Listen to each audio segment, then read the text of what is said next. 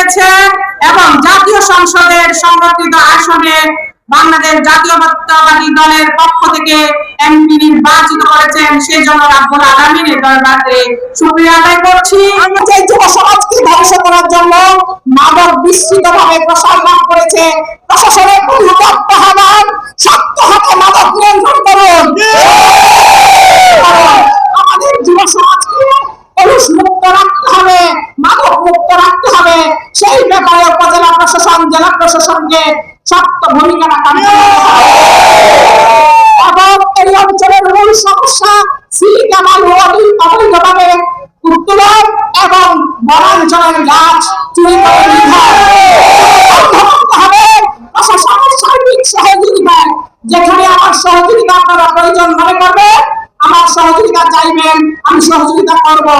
আমার আশেপাশের কেউ যদি কোনো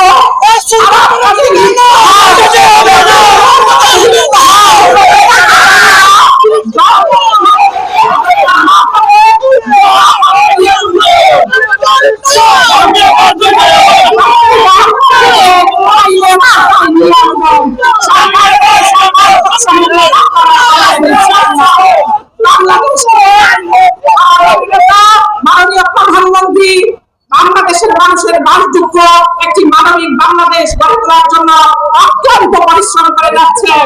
সেই কাফেলায় আমরা সকলে শহীদ থাকবো এবং এলাকা উন্নয়ন করবো।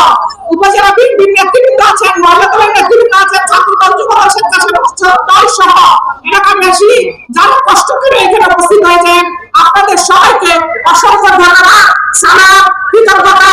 ভালো থাকবেন। আগামী দিনে আমরা সবাই একত্রিতভাবে পথ চলবো, এই সরকারের উন্নয়ন কর্মকাণ্ডকে এগিয়ে নিয়ে যাবো ইনশাআল্লাহ। আসসালামু আলাইকুম। বাংলাদেশ জিন্দাবাদ। শহীদ জামাল।